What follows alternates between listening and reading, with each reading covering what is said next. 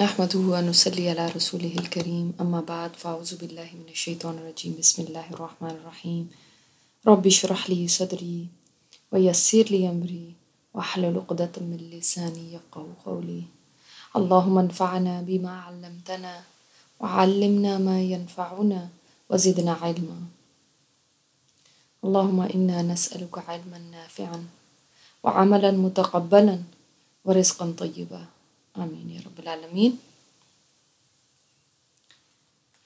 ہم نے کل بات کی تھی زندگی کو بدلنے کی، کہ ہم اپنی زندگی میں چینج لے کر آئیں، اور یہ رمضان ہماری زندگی کا وہ رمضان بن جائے جو یادگار ہو، کہ جہاں سے ہماری نیو لائف شروع ہوئی ہو۔ تو الفاظ تو کہنے میں آسان ہے کہ ہاں زندگی بدلنی ہے، مگر کیسے؟ اس کے لیے فرسٹ اسٹیپ کیا ہوگا، کیا کرنا پڑے گا ہمیں؟ اگر آپ واقعی سمجھتے ہیں، اس چیز سے کنونس ہو گئے ہیں کہ بس میں اب تنگ آ گئی ہوں یہ زندگی گزار کے، اب مجھے اس زندگی پہ آنا ہے جو میری آخرت میں مجھے کامیابی دلا سکے، تو کریں کیا اب اس کے لیے؟ اللہ سے تعلق کو مضبوط کرنا ہوگا، اور وہ کیسے ہوتا ہے؟ اس کے کلام سے تعلق مضبوط کر کے۔ ہم دیکھیں اللہ تعالیٰ کی ذات تک تو پہنچ نہیں سکتے، نہ اس کو چھو سکتے ہیں، نہ اس کو دیکھ سکتے ہیں۔ اس کی ایک ہی چیز ہے جو ہمارے پاس ہے، وہ ہے اس کی بات، اس کے الفاظ، یہ کلوزسٹ آپ اس کی ذات کے جا سکتے ہیں۔ اور یہ ہماری کتنی بڑی خوش نصیبی ہے کہ وہ جو جہانوں کا رب ہے، یونیورسز کا بادشاہ، مالک الملک، اس نے ہم میں سے ایک ایک کے ساتھ بات کی ہے، انڈیویجولی ہر ایک کے ساتھ۔ آج اگر آپ کے گھر پہ اوباما کا فون آ جائے تو آپ کا دل کتنا خوش ہو جائے گا کہ بھئی صدر نے مجھے کال کی، مجھ سے بات کی، فخر سے لوگوں کو بتائیں گے۔ اور کہاں یہ کہ جہانوں کا مالک، مالک ہی نہیں خالق، سسٹینر، مینٹینر، ہمیں پکارتا ہے، یا ایھا الذین آمنوا یا ایھا الناس، اور ہمیں کوئی پرواہ نہ ہو کہ کس ہستی نے مجھے کال کیا ہے۔ کیا یہی ورتھ ہے اس رب کی میری زندگی میں؟ وہ مجھ سے بات کرتا ہے، اور میں نے اس کی بات کو ماننا تو دور کی بات، آج تک زندگی کے اگر 30 40 50 سال گزر چکے ہیں، مگر میں نے سننا بھی گوارا نہیں کیا کہ اس نے مجھ سے کیا کہا ہے۔ تو پھر ہم کیسے یہ دعویٰ کر سکتے ہیں کہ ہمیں اس رب سے محبت ہے؟ کسی پیارے کا ٹیکسٹ آئے نا تو ہم فرض سمجھتے ہیں کہ جلدی سے اس کو پڑھیں اور جواب دیں۔ آج کل ہم مشکل سے خود کو کنٹرول کیے ہیں، ورنہ تو منٹ منٹ پہ ٹیکسٹ چیک ہوتا ہے۔ انسانوں کی بات کی ہماری زندگی میں اس قدر اہمیت ہے، اور رب کی بات کی اتنی سی بھی اہمیت نہیں۔ ہم کچھ کہیں اور ہمارا بچہ ہماری بات کو توجہ نہ دے تو ہمارا حال کیا ہوتا ہے؟ ہمارا کہنا ماننا تو دور کی بات، صرف سنی انسنی کر دیں تو ہم غصے سے چیخنے لگتے ہیں، کہتے ہیں کہ اب میں تمہیں کچھ نہیں لے کے دینا، یہ بند کر دوں گی، وہ بند کر دوں گی۔ مگر میرے رب کی رحمت دیکھیں، اتنے سالوں سے میں سنی انسنی کر رہی ہوں، اگر اس نے نہ میری آکسیجن بند کی، نہ میری آنکھوں کو اندھا کیا، نہ میرے رزق کو بند کیا، نہ میری زندگی کو ختم کیا، نہ آسمان کو میرے اوپر پھینک دیا، اور اس کی یہی رحمت ہے کہ انسان دھوکے میں آ جاتا ہے کہ مجھے ضرورت ہی نہیں سننے کی، مجھے ضرورت ہی نہیں توجہ دینے کی۔ جیسے ماں کے بار بار آوازیں دینے پہ بچہ نہیں اگر آتا نا، اور ماں سزا نہ دے تو بچہ سمجھتا ہے ایوری تھنگ از اوکے۔ ہمارا بھی یہی حال ہو چکا ہے، ہم سمجھتے ہیں آل از فائن۔ یہ بہت بڑی بات ہے کہ رب کائنات بلائے اور ہم کہیں ہم تو بہت بیزی ہیں، ہم آپ کی بات نہیں سن سکتے، ہمارے پاس کہاں وقت ہے، ہمیں تو پہلے ہی پتہ کہ آپ نے کیا کہنا ہے، اس لیے ہم سنتے ہی نہیں۔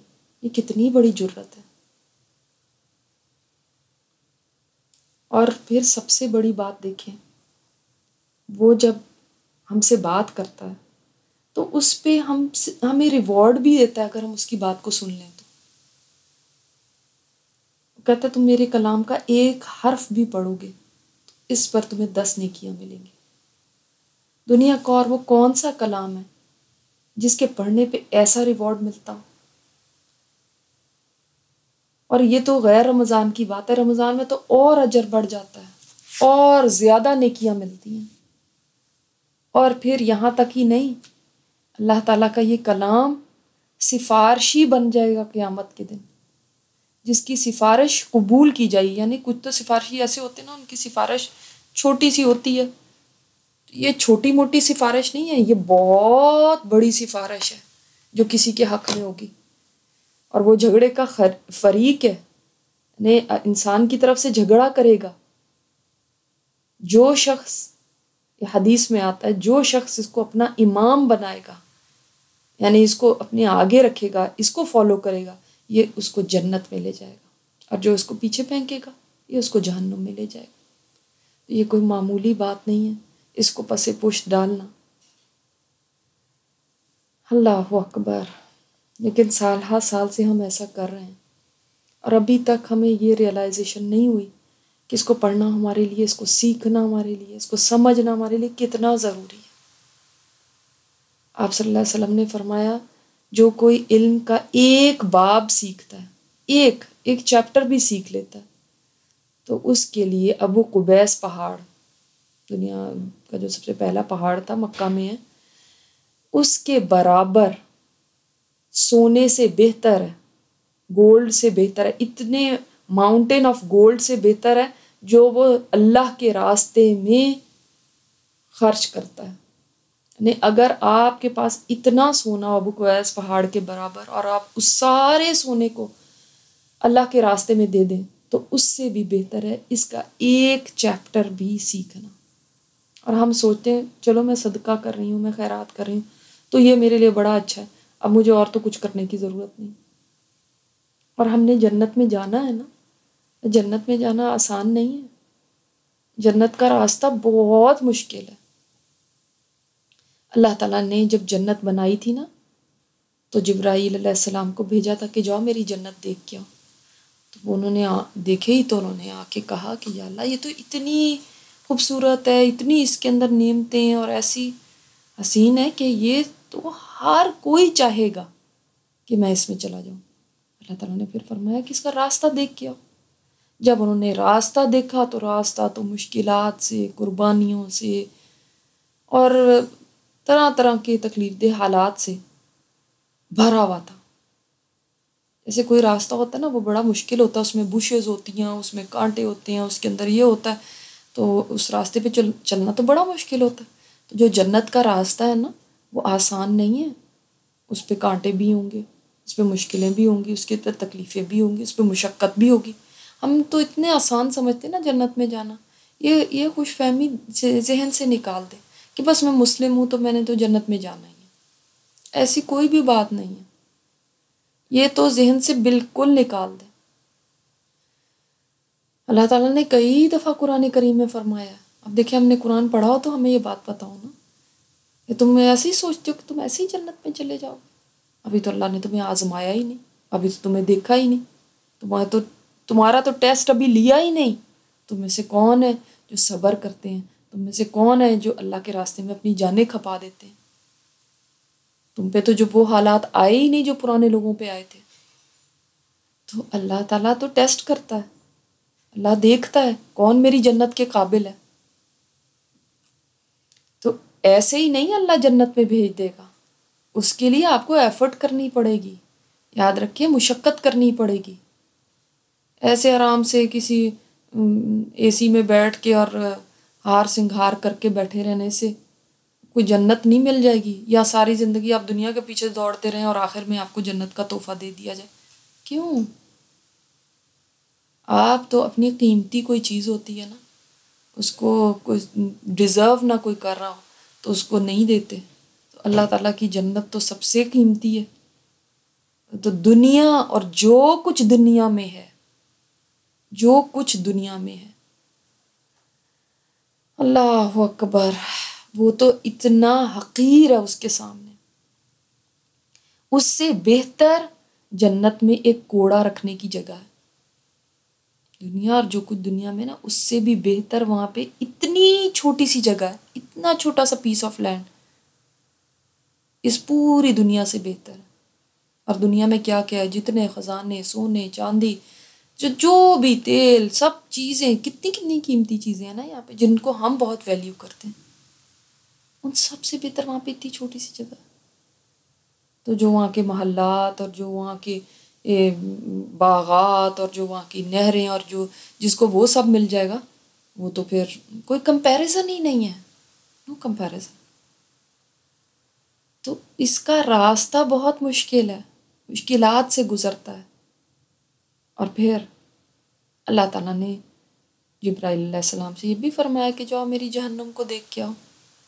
وہ بھی دیکھ کے آئے، اور انہوں نے جب دیکھا تو انہوں نے کہا یہ تو ایسی خوفناک جگہ ہے، یہاں پہ تو کوئی بھی جانا نہیں چاہے گا. اللہ تعالیٰ نے فرمایا اس کا راستہ دیکھ کے آؤ. تو اس کا راستہ بھرا پڑا تھا شہوات سے، لذتوں سے، اٹریکشن سے، ایسی چیزوں سے بھرا ہوا تھا جو انسان کو ٹیمپٹ کرتی ہیں، جو ڈسٹریکٹ کر دیتی ہیں اللہ کے راستے سے. تو ہم نے کہا اس سے تو کوئی بھی نہیں بچے گا. تو ایسی اٹریکشنز ہیں کہ سبھی اس میں پھنس جائیں گے. جہنم کا راستہ ہاں ایسا ہے کہ وہ بڑا آسان بھی ہے، مزے مزے کی چیزیں بھی ہیں اس میں، لیکن اس کا اینڈ کیا ہے. اور جنت کا راستہ ہے بڑا مشکل، اور کچھ دن کی مشکل کے بعد ہمیشہ کی آسانی، ہمیشہ کی نعمتیں، ہمیشہ کا سکھ. تو یہ اللہ کا جو کلام ہے نا، یہ ساری بات آپ کو اس لیے بتا رہی ہوں کہ اللہ تعالیٰ کا یہ جو کلام ہے، اس کو حاصل کرنے سے جنت کا راستہ آسان ہو جاتا ہے. ہیں وہاں پہ مشکلات، مشکلیں نہیں ہٹیں گی، مگر اس پہ چلنا آسان ہو جائے گا. دیکھیے مثلاً ایک راستہ ہے بڑا ہی مشکل ہے، بہت بمپی ہے، لیکن آپ کو کوئی رائڈ مل جاتی ہے ایسی کہ آپ وہاں پہ آسانی سے چلو ساری جو جتنی بھی اتار چڑھاؤ ہیں، جتنی بھی مشکلیں ہیں، وہ طے کرتے ہوئے پہنچ جاتے ہیں. آپ کہتے ہیں شکر ہے مجھے یہ رائڈ مل گئی، آسان ہو گیا میرے لیے راستہ، ورنہ تو بڑا مشکل تھا اگر مجھے خود چل کے جانا پڑتا. تو آپ صلی اللہ علیہ وسلم نے فرمایا کہ جو کوئی علم کی طلب کے لیے کوئی راستہ طے کرتا ہے، اللہ اس کے لیے جنت کا راستہ آسان کر دیتے ہیں. اور یہ معمولی بات نہیں ہے، یہ معمولی کلام نہیں ہے، یہ انبیاء کی وراثت ہے. اور جس کو اپنے نبی سے محبت ہوگی تو ان کی چھوڑی ہوئی وراثت سے بھی تو محبت ہوگی نا. ہمارا کوئی پیارا کوئی چلا جاتا ہے اگر دنیا سے، تو اس کی کوئی چھوڑی ہوئی چھوٹی سی چیز بھی ہمیں اتنی پیاری ہوتی ہے کہ ہم اس کو سینے سے لگائے رکھتے ہیں. نہیں جی، کسی کی امی اگر فوت ہو جائیں تو کہتے ہیں میری امی نے یہ کپڑے چھوڑے، یہ ان کی نشانی ہے. اور جس کو نبی کریم صلی اللہ علیہ وسلم سے محبت ہو، کیسے ہو سکتا ہے کہ ان کی وراثت ہمیں پسند نہ آئے؟ ان کی وراثت یہ قرآن ہے، یہ علم ہے، اس کو سمیٹیں، اس کو سینے سے لگائیں. آپ صلی اللہ علیہ وسلم نے فرمایا قرآن کو سیکھا کرو. تو فرمایا قرآن اپنے پڑھنے والے کے پاس قیامت میں ایسے وقت میں آئے گا نا کہ جب وہ اس کا بہت زیادہ محتاج ہوگا. آپ کو پتہ ہے قیامت کا دن کتنا مشکل دن ہے. اب اس مشکل گھڑی میں اب انسان کا نہ ماں، نہ باپ، نہ بہن، نہ بھائی، کوئی بھی اس کے ساتھ نہیں کھڑا ہوگا، نہ یہ بینک بیلنس، نہ یہ دوست احباب، کوئی ساتھ نہیں کھڑا ہوگا. اس وقت ہی قرآن آ جائے گا بہت حسین شکل میں، آ کے پوچھے گا تم مجھے پہچانتے ہو؟ وہ کہے گا تم کون ہو؟ یہ کہے گا میں وہی ہوں جس سے تو محبت کرتا تھا، جس کی تو عزت کرتا تھا، میری وجہ سے تو راتوں کو جاگتا تھا. کس لیے جاگتا تھا؟ اس کو پڑھنے کے لیے، دن کو پڑھنے کی تمنائیں رکھتا تھا. اس پہ وہ پہچان جائے گا، کہے گا شاید تو قرآن ہے، کیونکہ وہ ایسے ہی کیا کرتا تھا نا. پھر وہ اسے اللہ کے حضور لے جائے گا. یہ قرآن جو ہے، شہنشاہی دائیں طرف ہوگی اور جنت بائیں طرف کر دی جائے گی، بادشاہی کا تاج اس شخص کے سر پہ رکھ دیا جائے گا، اور اس کے مسلمان والدین کو 2 حلے پہنائے جائیں گے، 2 کپڑے ہوں گے جن کی قیمت، یہ پیرنٹس کو پہنائے جا رہے ہیں، ان کی قیمت دنیا سے بھی کئی گنا زیادہ ہوگی، پوری دنیا کی جتنی قیمت ہے نا اس سے بھی کئی گنا زیادہ ہوگی۔ وہ پوچھیں گے یہ ہمیں کس لیے پہنایا گیا، یہ کیوں ہمیں ملے ہیں، جبکہ ہمارے اعمال تو اس لائق نہیں تھے۔ جواب ملے گا تمہارے بچے کی بدولت، جو قرآن پڑھتا تھا۔ اتنی بڑی بات ہے، اور اگر سوچیں والدین کو ایسے حلے پہنائے جا رہے ہیں، تو جو پڑھنے والا تھا، جو اس کا سیکھنے والا تھا، جو اس کے ساتھ وقت لگانے والا تھا، اس کے لیے کیا ہوگا؟ اس کا انعام تو آپ سوچ ہی نہیں سکتے کتنا بڑا ملے گا اس کو انعام۔ تو حدیث کا پہلا حصہ میں نے آپ کو کیا بتایا؟ قرآن سیکھا کرو۔ یہ کس کا حکم ہے؟ ہمارے پیارے نبی کریم صلی اللہ علیہ وسلم کا۔ تو یہ بات نہیں ہے کہ پتہ نہیں یہ فرض ہے کہ نہیں ہے، یہ کیا ہے، اس بحث کو چھوڑ دیں۔ اس لیے کہ جب ہمارے نبی نے اس کا کہہ دیا کہ اس کو سیکھو، تو بس ہمارے لیے وہی چیز فرض ہو گئی۔ جب آپ اپنی امی سے پوچھیں گی، وہ کہیں گے آپ کو کہ بیٹا میرے لیے پانی لے کے آؤ، آپ کہیں گے یہ فرض ہے کہ پھر یہ سنت ہے کہ یہ نفل ہے، اگر کروں گی تو ثواب ہے، نہیں کروں گی تو گناہ ہے، کیا ہے یہ؟ نہیں، ان کا کہہ دینا ہی کافی ہے۔ ان کی اطاعت کا حکم اللہ نے دیا نا، تو ان کا کہہ دینا کافی ہو گیا۔ تو نبی کریم صلی اللہ علیہ وسلم کی اطاعت کا حکم اللہ تعالیٰ نے قرآن کریم میں دیا ہے، اور آپ صلی اللہ علیہ وسلم کا ہر حکم ہمارے لیے ایسے ہی ہے کہ جیسے کوئی فرض ہو۔ اور آپ صلی اللہ علیہ وسلم نے فرمایا کہ جو علم کی تلاش میں ایک راستہ طے کرتا ہے، اللہ تعالیٰ جنت کے راستوں میں سے ایک راستہ آسان کر دیتے ہیں اس کے لیے، اور فرشتے اس پہ خوش ہو کے اس کے سامنے اپنے پر بچھاتے ہیں۔ علم والے کے لیے آسمان اور زمین کی کل مخلوق استغفار کرتی ہے۔ آپ لوگوں کو کہتے ہیں میرے لیے دعا کرو، جو علم کے لیے چل پڑتا ہے نا، علم لینے کے لیے، جو علم حاصل کرتا ہے، آسمان اور زمین کی کل مخلوق اس کے لیے استغفار کرتی ہے۔ مچھلیاں پانی کی تہ میں استغفار کرتی ہیں۔ سوچیں کون سی اور کوئی چیز ہے جس سے اتنا بڑا مقام مل جائے؟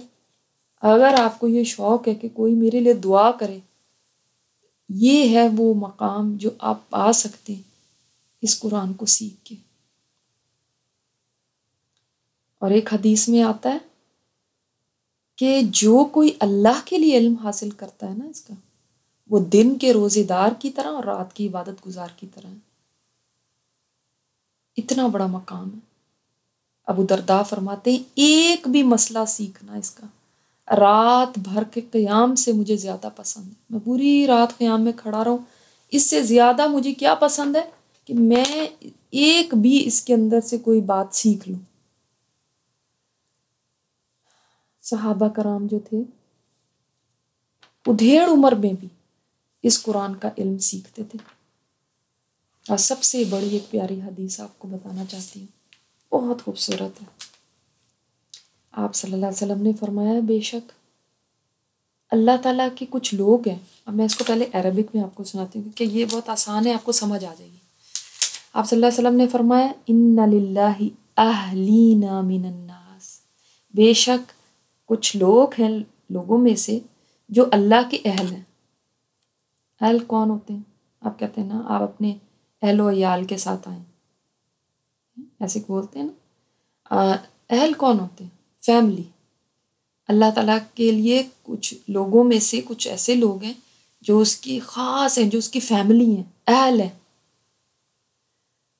قالوا یا رسول اللہ من ہم، لوگوں نے کہا یا رسول اللہ صلی اللہ علیہ وسلم وہ کون لوگ ہیں جو اللہ کے اہل ہیں؟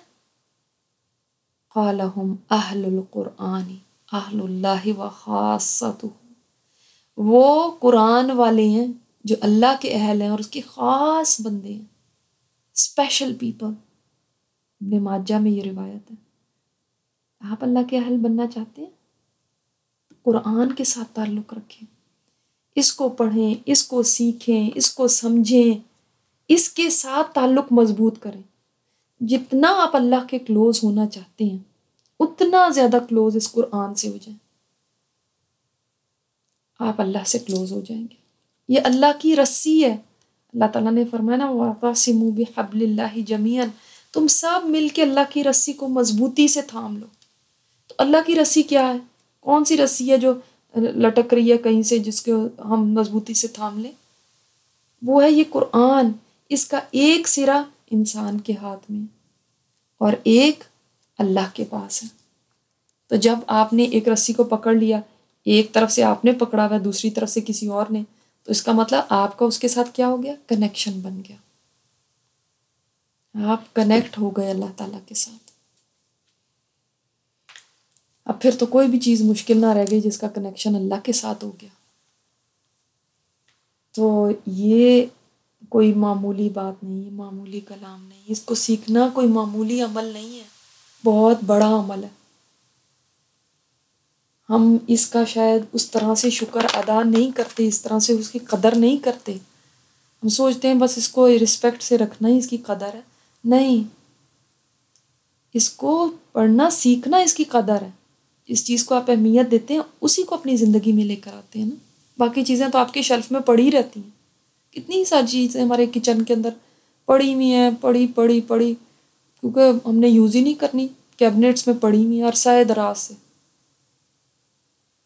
اور جو چیزیں ہمارے لیے اہمیت رکھتی ہیں ان کو ہم واقعی اپنی زندگی میں لاتے ہیں، ان کو یوز کرتے ہیں۔ ایک رشین آدمی تھا، کسی سے ملا تھا تو اس نے کہا کہ جو سوویت یونین کے دن تھے نا کمیونزم کے، تو کہنے لگا کہ یہ لوگ مسلمانوں کو تلاش کرتے تھے، جس کا پتہ چلتا تھا یہ مسلمان ہے اس کو مار دیتے تھے۔ تو اس نے کہا ہمارے گاؤں میں قرآن رکھنے کی اجازت نہیں تھی، تو کہتا ہے کہ میرے گھر میں ایک مصلی تھا جس کے نیچے ایک سیکرٹ دروازہ تھا، خفیہ دروازہ تھا۔ وہ دروازہ کھولتے تھے ہم تو نیچے ایک سرنگ تھی جس میں سے ہم کرال کرتے ہوئے جاتے تھے۔ وہاں پہ ہم نے ایک چھوٹی سی جگہ بنائی ہوئی تھی، وہاں پہ ایک موم بتی رکھی ہوئی تھی اور وہاں ہم اپنے بچوں کو قرآن سکھاتے تھے رات کے 2-3 بجے تاکہ کسی کو پتہ نہ چل سکے۔ اتنی قربانی ہے جن لوگوں کو یہ نہیں ملتا، اور آج ہمارے ہاتھوں میں، ہمارے سیل فونز میں، ہمارے گھروں میں، ہمارے لیپ ٹاپس میں قرآن کے لیے فری کلاسز ہیں، جگہ جگہ کلاسیں ہو رہی ہیں، کہیں جانے کی بھی ضرورت نہیں، کہیں کمپیوٹر پہ سکھایا جا رہا ہے، کہیں فون پہ ہیں، لیکن ہم کہتے ہیں ہمارا وقت اتنا قیمتی ہے کہ ہم اس کو اپنے چند گھنٹے بھی نہیں دے سکتے، کہیں ہمارے دنیا کے کاموں کا نہ نقصان ہو جائے۔ حالانکہ یہ تو وہ ہے کہ جس کے بارے میں آپ صلی اللہ علیہ وسلم نے فرمایا القرآن حجت لک او علیک، یہ قرآن یا تو تمہارے حق میں حجت بنے گا، قیامت کے دن تمہارے حق میں بولے گا، یا پھر تمہارے خلاف کھڑا ہو جائے گا۔ یا تو حق میں سفارش کرے گا کہ اللہ تعالیٰ اس نے میرے ساتھ اتنا وقت لگایا تو اس کو معاف کر دے، آج اس کو جنت میں بھیج دے، یا پھر کہے گا اللہ اس نے تو مجھے پیچھے ڈالا ہوا تھا، اس نے تو مجھے زندگی میں کوئی اہمیت ہی نہیں تھی، یا یہ خلاف شکایت کرے گا۔ ہم کیا چاہتے ہیں کہ قرآن ہمارے خلاف کھڑا ہو جائے اس دن؟ آج تک جتنا وقت گزر گیا وہ تو گزر گیا، اب سے کم از کم ہم یہ تہیہ کر لیں کہ اب انشاءاللہ اس قرآن کو ہم سیکھیں گے۔ اس رمضان کی، جس کو کہیں گے رمضان ریزولوشن آپ کہہ لیں، یہ رکھیں اپنی کہ نیت کر لیں میں نے اب اس کو سیکھنا، میں نے اب ایسے نہیں رہنا، میرے اللہ نے بس ایک ہی کلام مجھے بھیجا ہے، اب میں اس کو بھی نہ کبھی پڑھ کے دیکھوں کہ میرے رب نے مجھ سے کیا کہا ہے۔ کیا ہمارے ہاتھ اس رب کے سامنے کیا اٹھیں، کیا ہم اس سے بات کریں، کیا ہم محبت کے دعوے کر سکتے ہیں جب اس کے ایک دیے ہوئے کلام کو بھی نہیں ہم اہمیت دے سکتے۔ تو انشاءاللہ تعالیٰ اگر میری کسی بات کو آپ کو سمجھ میں آئی ہے، آپ کے دل پہ لگی ہے، کوئی آپ کو لگتا ہے کہ میں صحیح کہہ رہی ہوں، تو بس آپ دیر نہ کریے گا، کہیں نہ کہیں ضرور قرآن کو سیکھنے کا اہتمام کریں۔ یہ جو ہم کہہ دیتے ہیں کہ ہم تلاوت تو کر رہے ہیں، ہم پڑھ تو رہے ہیں، بھائی قرآن کتاب ہدایت ہے، پورے قرآن میں کہیں پہ بھی نہیں یہ لکھا ہوا کہ یہ کتاب ثواب کی کتاب ہے، اس سے ثواب لیتے رہنا۔ ہر جگہ یہ ہے، یہ ہدایت کی کتاب ہے، یہ ہدایت کی کتاب ہے۔ ہدایت ملے گی کیسے جب کہ آپ کو سمجھ نہیں آتا کہ یہ کیا کہہ رہا ہے آپ سے۔ ہماری امی دور بیٹھی ہوئی ہمیں لیٹر لکھیں کسی اور زبان میں، کوئی فرینچ میں لکھا ہو وہ لیٹر، ہم کسی کو جا کے کہیں گے نا کہ ہمیں یہ بتاؤ کہ میری ماں نے کیا لکھا ہے، اس کی ٹرانسلیشن کر کے بتاؤ۔ اگر کوئی کہے فرینچ میں لکھا، فرینچ میں ہی پڑھ کے بتا دیتی ہیں، آپ کہتے ہیں مجھے تو سمجھ نہیں آتی، فرینچ مجھے نہیں آتی، تو مجھے پڑھ کے بتاؤ کہ کیا ہے، ٹرانسلیٹ کرو۔ تو اس کو سیکھیں کہ یہ کہتا کیا آپ کو، اور اس کے ساتھ وقت لگائیں، اس میں غور و فکر کریں، تدبر کریں، اس کو ٹائم دیں۔ یہ اللہ کی نعمت ہے ہمارے پاس، اور یہ علم اٹھ جائے گا قیامت کے نزدیک، آپ کو پتہ ہے یہ علم اٹھ جائے گا، علم رہے گا ہی نہیں۔ یہ نہ ہو کہ تب ہم چلیں اس کو سیکھنے کے لیے جب یہ اٹھ چکا ہو، بہت دیر ہو چکی ہوگی، یا یہ نہ ہو کہ موت آ جائے اور ہم اسی جہالت کی حالت میں اللہ کے پاس پہنچ جائیں اور پھر ہم کہیں اللہ ہمیں تو پتہ ہی نہیں تھا۔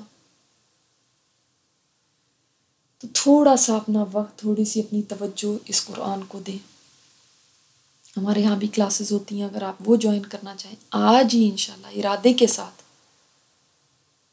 آپ اس فارم کو فل کریں، اللہ تعالیٰ سے دعا کے ساتھ کہ اللہ میں نے یہ نیت کی ہے، تو مجھے اس میں کامیابی دینا انشاءاللہ تعالیٰ۔ آج ایک عمل آپ کو ایسا بتانا چاہتی ہوں جو آپ کو جنت میں لے جا سکتا، اور وہ کیا عمل ہے؟ درگزر کر دینا، دل صاف کر لینا۔ پہلے بھی ہم نے اس کے اوپر بات کی تھی نا۔ ایک دفعہ آپ صلی اللہ علیہ وسلم کے پاس صحابہ بیٹھے ہوئے تھے، تو آپ نے ان سے فرمایا کہ ابھی ایک جنتی آدمی آ رہا ہے۔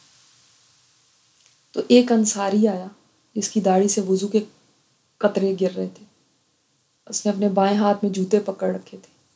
اگلے دن بھی آپ صلی اللہ علیہ وسلم نے یہی بات فرمائی کہ ابھی ایک جنتی آ رہا ہے۔ وہی آدمی پھر اسی طرح آیا، اس سے اگلے دن بھی آپ صلی اللہ علیہ وسلم نے یہی بات فرمائی، اور پھر وہی آدمی تھا۔ تو جب مجلس ختم ہوئی اس دن، حضرت عبداللہ بن عامر اس کے پیچھے چل پڑے، اور پھر جو مختصر بات یہ ہے کہ انہوں نے اس سے پوچھا کہ کیا وجہ ہے، آپ کا کیا عمل ہے جس کی وجہ سے آپ صلی اللہ علیہ وسلم نے 3 دن تک یہ فرمایا؟ تو انہوں نے جواب دیا یہی کچھ ہے جو تم نے دیکھا ہے، لیکن اتنا ضرور ہے، یعنی اتنا کوئی خاص اور تو چیز نہیں ہے جو تم مجھے دیکھ رہے تھے، بس وہی ہے، لیکن اتنا ہے کہ میں نے اپنے دل میں کسی مسلمان کے بارے میں کبھی کوئی کھوٹ نہیں رکھا، نہ ہی میں نے کسی سے حسد پالا ہے اس نعمت پہ جو اللہ نے اس کو دی ہے۔ تو پھر وہ سمجھ گئے عبداللہ بن عامر کہ ہاں یہی وہ چیز ہے جس سے ان کے لیے جنت کی بشارت آپ صلی اللہ علیہ وسلم نے دی ہے۔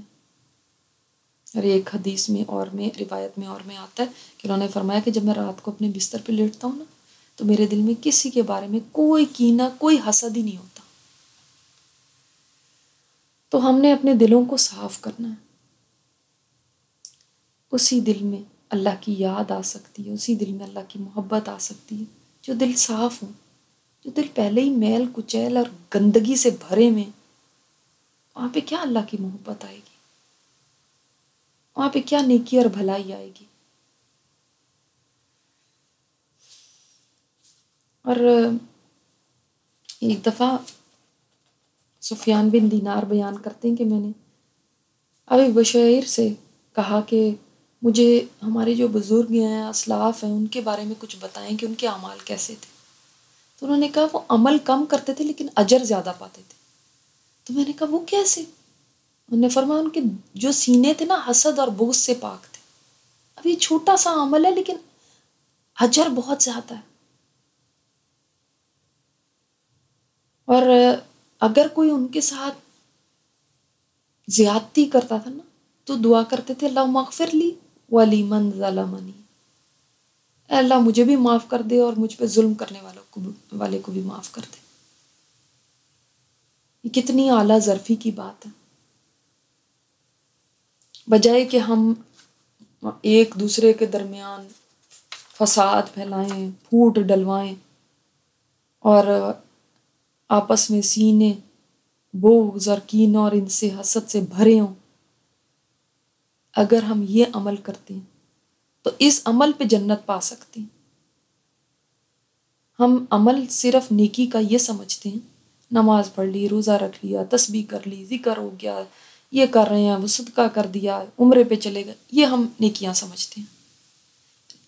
اس نیکی کی طرف ہماری توجہ نہیں جاتی جس پہ بشارت مل گئی جنت کی۔ آپ صلی اللہ علیہ وسلم نے فرمایا لوگوں میں تمہیں ایسا عمل نہ بتاؤں جو نماز سے، روزے سے، صدقہ خیرات سے بھی افضل ہے۔ صحابہ نے عرض کیا کیوں نہیں یا رسول اللہ؟ آپ نے فرمایا وہ یہ ہے کہ لوگوں کے درمیان صلح کرا دو۔ یاد رکھو لوگوں کے درمیان فساد کروانا دین کا صفایا کر دیتا ہے، کہ فساد ادھر لڑائی کرا دی، ادھر اس کی بات ادھر کو کر دی، اس کی ادھر کہہ دی، لوگوں کے درمیان جھگڑے پیدا ہو گئے۔ صلح کراؤ، صلح صفائی والے رہو، فسادی نہ بنو، نہ اپنے دلوں کے اندر ایسی میل کچیل رکھو، نہ لوگوں کے درمیان فساد دلواؤ۔ معاشرہ کتنا پیارا ہو جائے گا نا جہاں پہ سب لوگ صلح صفائی کے ساتھ رہ رہے ہوں گے۔ ہمارے ایک پہلے پروگرام میں یہی والی بات میں نے کہی تھی، اس وقت دو بہنیں تھیں، بہت عرصے سے انہوں نے ایک دوسرے سے بات نہیں کی تھی، تو دونوں کو یہ نہیں پتا تھا کہ وہ ہمارا یہ پروگرام سن رہی ہیں، دوسرا بھی سن رہا ہے۔ تو جب ایک نے سنا تو ماشاءاللہ انہوں نے اگلے دن ہی فون اٹھایا اپنے ان بہن سے بات کرنے کے لیے جن سے اتنے عرصے سے ناراضگی تھی، اور جب ان کو کال کیا ڈرتے ڈرتے تو انہوں نے بھی آگے سے یہی کہا کہ میں بھی آپ کو کال کرنے والی تھی کیونکہ میں نے یہ بات سنی ہے اس پروگرام میں۔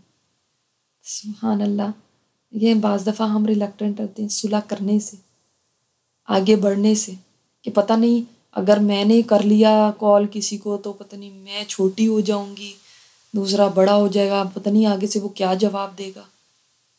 آپ کوشش تو کریں، اللہ کو صلح بہت پسند ہے، آپ پہل کریں، آپ سابقون میں سے ہو جائیں، آپ کیوں نہ نیکی سمیٹنے والے بن جائیں۔ تو سارا اجر تو اس نے کما لیا جس نے پہل کر لی۔ انشاءاللہ تعالیٰ جہاں پہ ہم دوسری نیکیاں دیکھ رہے ہیں نا، تو یہ نہ ہو کہ ہمارا نماز روزے پہ تو اتنا دھیان ہو کہ بس ہم اس کو تو خوب اس کی تیاری بھی ہو رہی ہے اور خوب اس کے اوپر کوشش بھی ہو رہی ہے اور کینوں سے دل بھرے ہوں۔ انشاءاللہ آج دل صاف کر لیں، معاف کر دیں دوسرے کو، کہیں بات چیت بند ہے، کہیں کسی سے تعلق ختم کیا ہوا ہے تو تعلق جوڑ لیں۔ آپ اوپر والا ہاتھ بن جائیں، اوپر والا ہاتھ ہمیشہ بہتر ہوتا ہے، وہ دینے والا ہاتھ ہوتا ہے، تو جو پہل کرتا ہے وہ اوپر ہو جاتا ہے، نیچے نہیں ہوتا۔ اچھا ہم دیکھیں گے سنتیں انشاءاللہ سے ہم دیکھا کریں گے، سنت پہ عمل کرنے سے یہ فائدہ ہوگا، ہمیں سنت کا اجر بھی مل جائے گا اور ہمارا عمل میں بھی خوبصورتی آ جائے گی۔ کام وہی کرنے ہیں لیکن سنت کے مطابق کرنے کی وجہ سے کیا ہوگا؟ اجر بہت بڑھ جائے گا۔ آج ایک ایسی سنت ہے آپ کو شاید عجیب لگے یہ بات، ہم اور بھی سنتوں کی بات کریں گے لیکن یہ والی سنت ہم شاید بالکل اس کو سمجھتے نہیں کہ یہ بھی کوئی سنت ہے، اور وہ یہ کہ آپ صلی اللہ علیہ وسلم کا طریقہ کیا تھا کہ آپ صلی اللہ علیہ وسلم کے ارد گرد جتنے لوگ ہوتے تھے نا ان کو آپ اتنی محبت دیتے تھے کہ ہر ایک یہ سمجھتا تھا کہ میں آپ صلی اللہ علیہ وسلم کا سب سے زیادہ فیورٹ ہوں، مجھ سے آپ صلی اللہ علیہ وسلم سب سے زیادہ محبت کرتے ہیں، مجھ سے زیادہ نہیں کسی سے کرتے، مجھ سے سب سے زیادہ کرتے ہیں۔ تمام ساتھی یہی سمجھتے تھے۔ اسی سنت کو زندہ کرنا ہے ہم نے، اور اپنے گھروں میں زندہ کرنا ہے۔ ہمارا ہر بچہ یہ سمجھے کہ مجھ سے سب سے زیادہ میری ماں محبت کرتی ہے، ہمارے شوہر سمجھیں کہ ہم ان سے سب سے زیادہ محبت کرتے ہیں. جو بھی آپ کے تعلقات ہیں نا، اتنی محبت بانٹنے والے بن جائیں کہ ہر کوئی یہ سمجھے کہ مجھ سے سب سے زیادہ محبت ہے. یہ بھی ایک سنت ہے. کبھی آپ نے اس طرف توجہ دی؟ اللہ تعالیٰ ہمیں سنت کے مطابق عمل کرنے والا بنا دے. ہر عمل میں ہم سنت کو آگے رکھیں انشاءاللہ تعالیٰ. اچھا جی، یہ دیکھ لینا. اب یہ سارے عمل انشاءاللہ ہم آگے آگے بھی جو چلیں گے نا، میں آپ کو سارے وہ عمل بتاتی رہوں گی جس سے چیز کو کہہ سکتے ہیں کہ آپ صلی اللہ علیہ وسلم نے جن کے اوپر فرمایا کہ فلاں کے لیے جنت ہے جو یہ کرے، فلاں کے لیے جنت ہے جو یہ کرے، تو اس سے آپ وہ سارے اعمال کاؤنٹ کر کے انشاءاللہ اپنے لیے جنت کو آسان کر سکتے ہیں. دیکھیں، جنت کے منتظر نہ رہیں، ایسے عمل کریں جس سے جنت آپ کی منتظر ہو جائے. جنت آواز دے، جنت اللہ سے دعا کرے کہ اللہ اس کو میرے اندر داخل کر دے. ایسے ہوتا ہے، حدیث میں آتا ہے جس نے اللہ سے 3 دفعہ جنت کا سوال کیا، جنت بھی کہتی ہے اللہ اس کو میرے اندر داخل کر دے. جنت بھی دعائیں کرتی ہے بعض لوگوں کے لیے. خوش قسمت لوگ ہیں جن کے لیے جنت دعا کرے، جنت کی چاہت ہو کہ میرے اندر آ جائیں. سبحان اللہ. تو ہم ایسے اعمال کریں نا، اس کے لیے تیار ہوں انشاءاللہ. اللہ آسانی کرے ہم سب کے لیے. آج کا جو ذکر ہے بہت مختصر سے میں آپ کو اذکار بتاتی ہوں اور مختصر آپ کو دعائیں بتاتی ہیں. اور وجہ یہ ہے کہ لمبی لمبی بتاؤں گی تو ہو سکتا ہے آپ وہ کر نہ پائیں، ورنہ تو کتابوں میں تو بہت کچھ لکھا ہو. اور دوسرا، میرا جب بھی میں سلیکٹ کرتی ہوں تو یہ ہوتا ہے کہ جو اوتھینٹک ہے، ورنہ بہت بہت ساری ایسی بھی آپ کو کتابیں ملیں گی خود ہی سے اس کے اندر بہت ساری چیزیں لکھی ہوئی ہیں اور فضائل بھی خود ہی بنا بنا کے لکھے ہوئے. تو ایسا نہیں ہونا چاہیے. جو اوتھینٹک بات ہے وہ کی جائے. آج کا جو ذکر ہے یہ بھی آپ نے 100 ٹائمز کرنا ہے. یہ بھی مسلم میں ہے.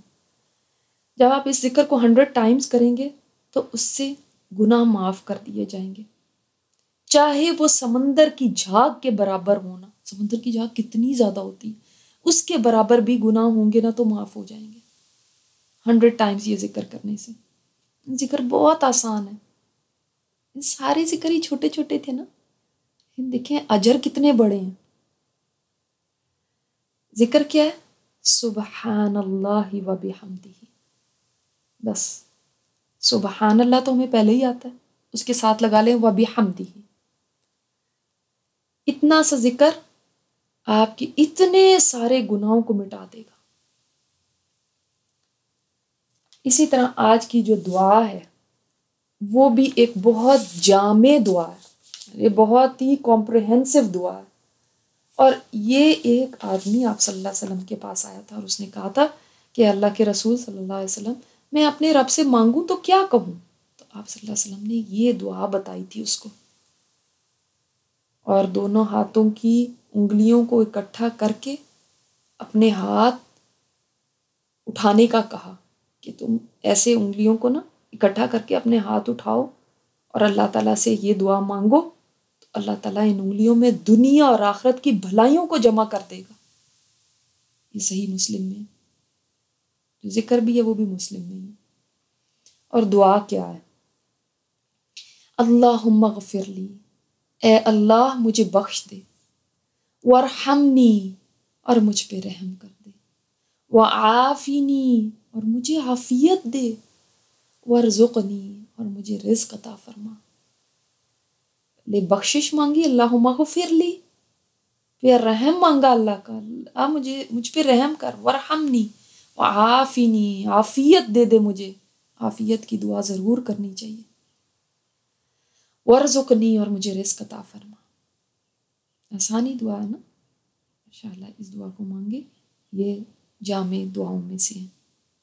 اللہ تعالیٰ ہماری دعاؤں کو قبول فرمائے، ہمارے دلوں کو صاف فرما دے.